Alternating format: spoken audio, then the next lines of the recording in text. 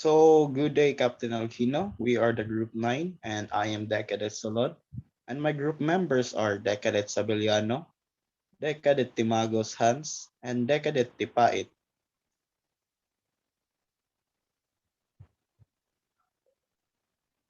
Next slide, please. So, our topic is all about mooring operations, introduction, legislation, regulation, and codes of practice, general safety rules. So our course outcome is to know the significance of mooring operations, introduction legislation, regulations, and codes of practice general safety rules. Our learning outcome is at the end of the session, the students shall be able to know the importance of mooring operations, introduction legislation, regulations, and codes of practice general safety rules. So what are the importance of the topic? The mooring operation is a procedure to anchor the ship to fix or floating element and keep it connected during loading. Next slide, please.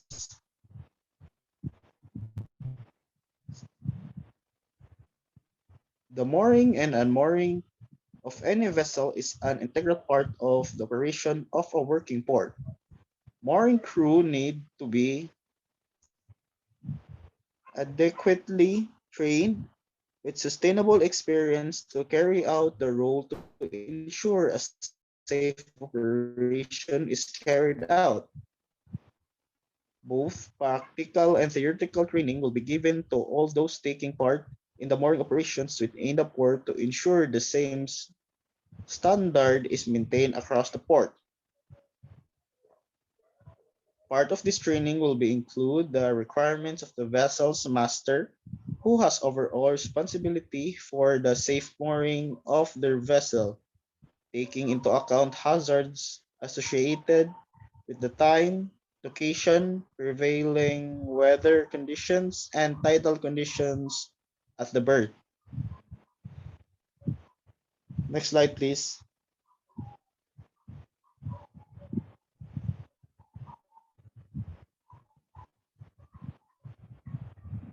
So, Health and Safety at Work Act 1974, Section 2.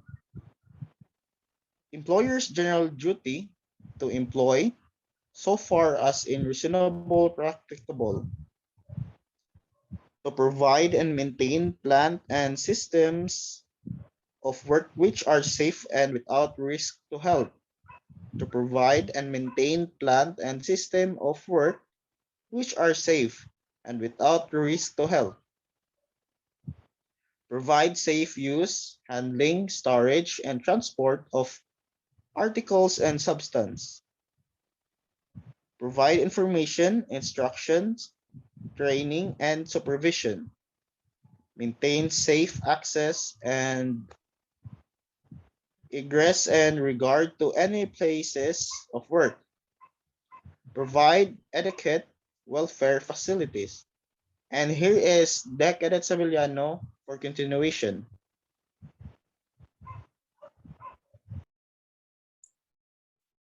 Thank you, Cadet Solon.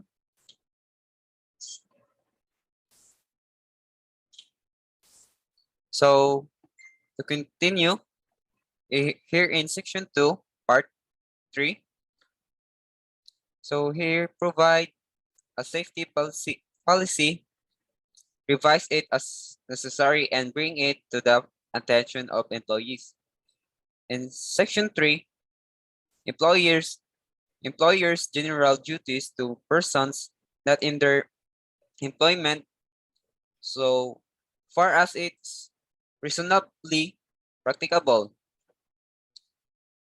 And here in section 3, part 1, ensure that those not employed are not exposed to risk to their health and safety from the company's undertakings. And Section 7, employees' general duties. So part 1, take reasonable care for your own health and safety and that of others affected by what you do. And part 2, cooperate with the employer to enable them to discharge their duties. And Section 8, do not misuse or interfere with anything provided for safety purposes.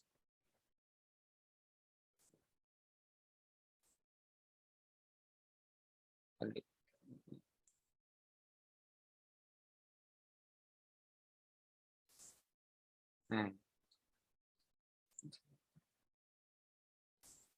So Regulation 3, risk assessment, make a suitable and sufficient assessment of the risk to the health and safety employees and others not in employment with which they may be exposed to too while at work.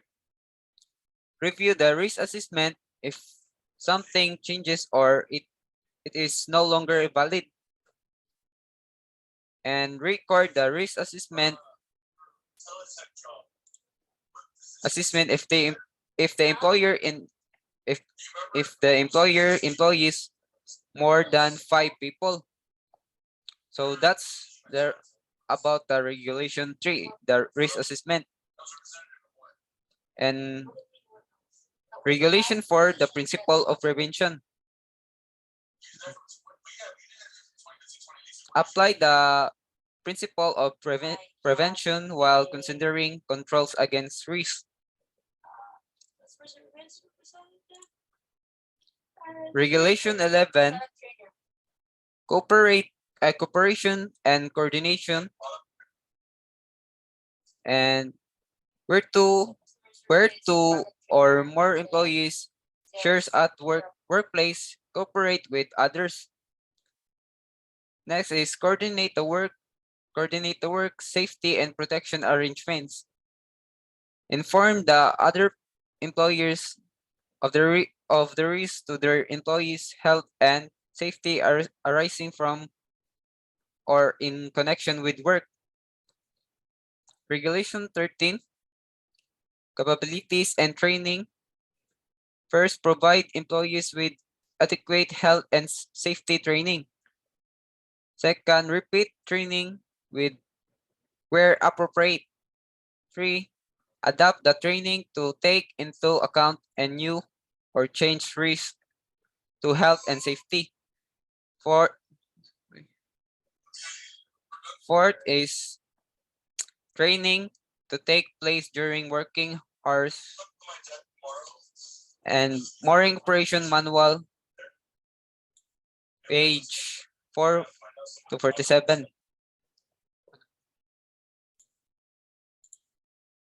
Regulation 14, employees' duties. First is use machinery, equipment, dangerous substances, transport equipment, means of production or safety device provided by the employer in accordance with training. Second is inform the employer or person responsible for health and safety of any work situation that represent a serious and immediate danger. Next is inform the employers or person responsible for health and safety of any work situation that represent a shortcoming in protection arrangement. Next is Regulation 4, which is duty of employers. So first, avoid the need to undertake manual handling activities where practicable. Next is make a suitable and a sufficient assessment of the manual handling operation and take steps to reduce the risk of injury to the lowest practicable level and take steps to provide employees undertaking manual handling activities with general information. Review the risk assessment if no longer valid. Last is review the risk assessment if there is a significant changes. And Regulation 5, duties of employees. So one, make full and proper use of system safe system of work provided by employer. And that's So about the Manual Handling Operation Regulation 1992. And the next reporter is Cadet Hans Timagos. so next slide, please.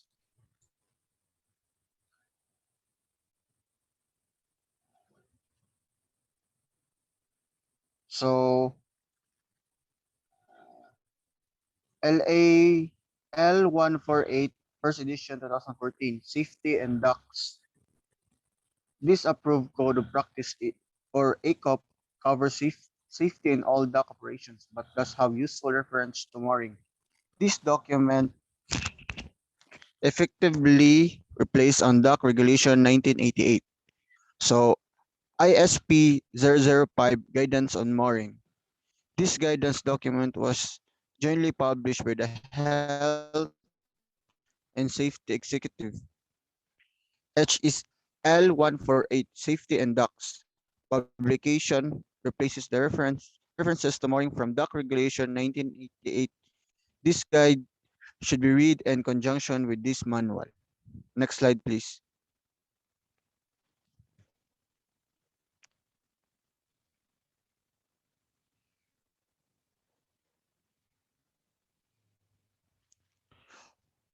Code practice for safe mooring and vessels on Thames 2010 as amended. Although the port of Tilbury is owned and operated by Fort Ports and still are requirements for all vessels operating on River Thames to follow the practices outlined by a Port of London Authority. In this code practice, this only applies to a vessel using riverboats and not within the confines of enclosed dock. Next slide.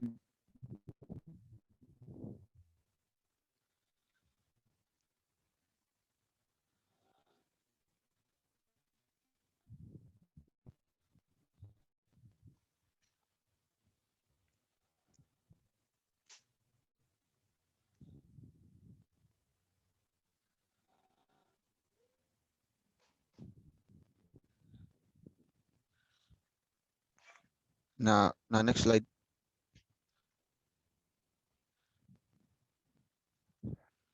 General Safety Rules 3.1 driving within the port. So paragraph 3.111, any person who is disqualified from driving on the public roads is also prohibited from driving. Dock plan and any such disqualification should be reported in the company. Paragraph 3.1.2, unauthorized passenger riding on any plan, equipment, or vehicles is strictly prohibited. Paragraph 3.1.3, adhere to port speed limit at all times. Paragraph 1.3.4, the wearing of seat belts is compulsory, and those who mobiles with driving is prohibited. Paragraph 135, parking enforcement, as indicated by notices and road markings, must strictly observe.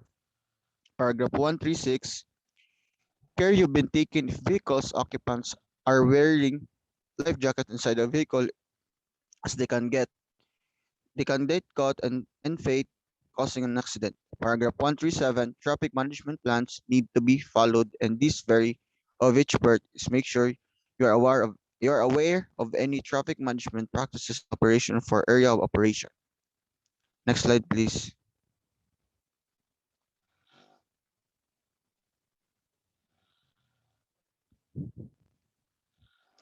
Paragraph 2.1,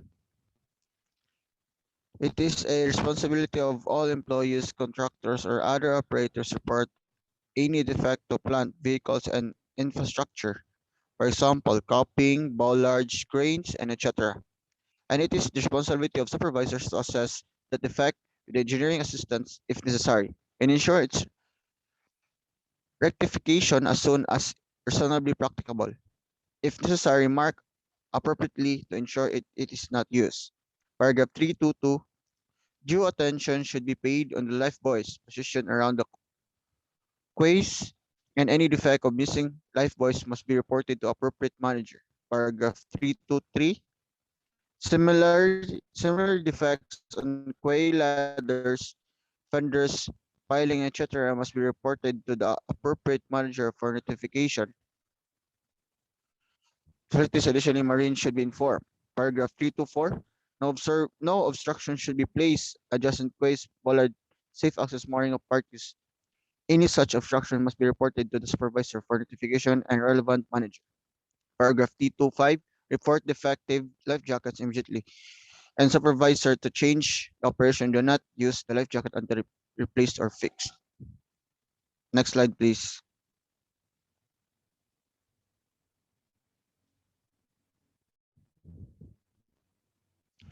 There are a number of hand signals used for mooring operation, and these are shown in Annex 3. As you can see in this slide, these 6 hand signals is very useful when during operation and port.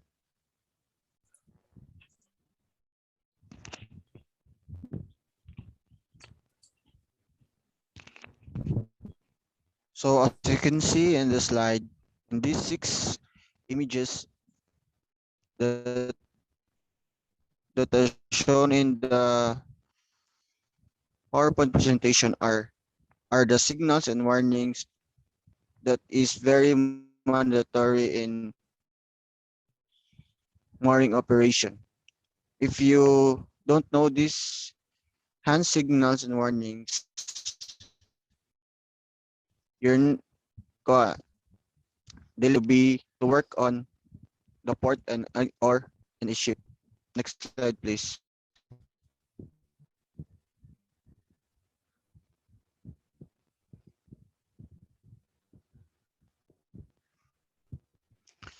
And paragraph 3.1, knives, if issued, are for your own safety to prevent injury into the event of a heaving line being caught around your or colleague's leg or arm. Knives will not easily cut mooring ropes, but will easily cut through heaving lines and messenger lines that are caught. If a mooring lines need cutting, it is the best to use an axe. Paragraph 342, when closing the knives, ensure figures are clear. The blade housing as you close the blade. Paragraph 3.3, always cut away from or to the side or of your body, ensuring limbs are not behind to the knife stroke. To the knife stroke. And paragraph 3.5, the knives issued are work for only should not be taken from the port, and they could be constructed an offensive weapon in Criminal Justice Act 1988 or in 139. And paragraph 3.6, it would be construed as a serious disciplinary offense if any person threatens another person with a knife. So next slide will be reported by Cadet Paet. This is Decadet 8. I am here for the continuation of our report. So, general safety rules, which is 3.5, emergency situations.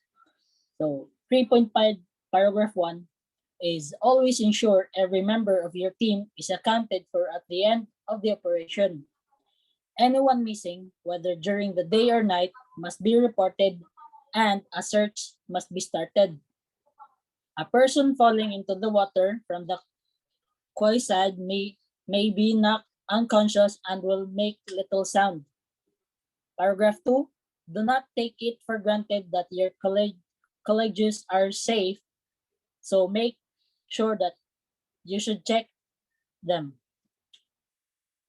So paragraph 3, if anyone is missing or there is an accident, make an emergency telephone call immediately using the information below, which is also displayed on every lifebuoy situation.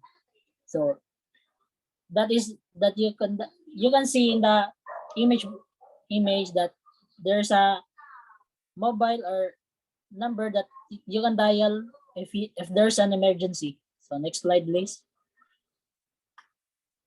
Paragraph 4. All emergency routes should be kept free from obstruction and properly maintained. And paragraph 5. Whenever a person is observed to fall into the water anywhere on the port's estate, then with all possible haste, witnesses should 1. Throw the victim a life belt to be found at strategic points around the port. Second is follow the procedure set out in section 3.7.3. Alert the lockside, who in turn will alert PLA. Keep a close watch on the victim, enrolling others to help to do the same. And lastly, do not enter the water to affect a rescue. Next slide, please. So, general safety rules, which is 3.6. Topic, alcohol and drugs. Paragraph 1. Port of Tilbury employees are required to follow the port's alcohol and drugs policies at all times. External contractors and anyone else involved in the mooring operation will have their own internal policies to follow, but must adhere to the following points when working within the Port of Tilbury.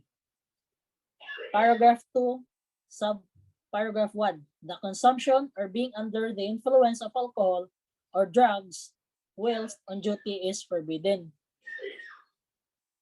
Paragraph 2, subparagraph 2. Any person reporting for duty having consumed alcohol or drugs and who, in the opinion of management or any responsible person, is considered to be a possible danger to themselves or other persons whilst at work will not be allowed to commence or continue in their duty. And subparagraph 3, persons under medication that may affect their judgment are required to inform management of the circumstances before starting their work.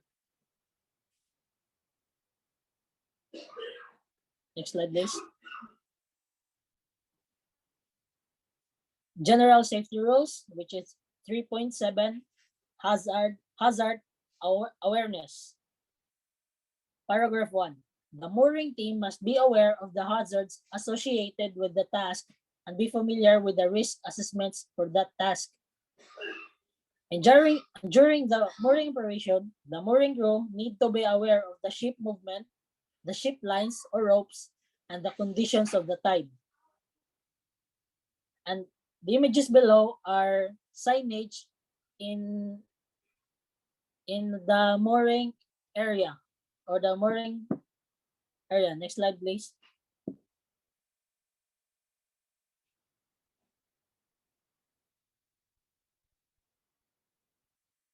General safety rules 3.8, which is person in the water hyperthermia. Paragraph 1. Following the initial immersion of 2 to 3 minutes, there will be a cold shock reaction resulting in an increase in heart rate and blood pressure. This will be followed by rapid exhaustion over a period of 2 to 15 minutes. Paragraph 2. A long-term immersion, which is 30 minutes or more, could result in the body core temperature falling below 36.9 degrees centigrade. Hypothermia will kick in at about 35 degrees centigrade. Heart failure will occur around 24 degrees centigrade. In paragraph 3, the water temperature plus the immersion time will dictate the end result. So obviously, the water temperature will differ throughout the year, with winter usually being the coldest time. So next is casualties can be recovered from the water using the escape ladders positioned along the berth. Lifebuoys are positioned at regular intervals along the berth and can be used to assist in recovery. And paragraph 5, lastly, it is a good practice to familiarize yourself with emergency equipment prior to commencement of the operation.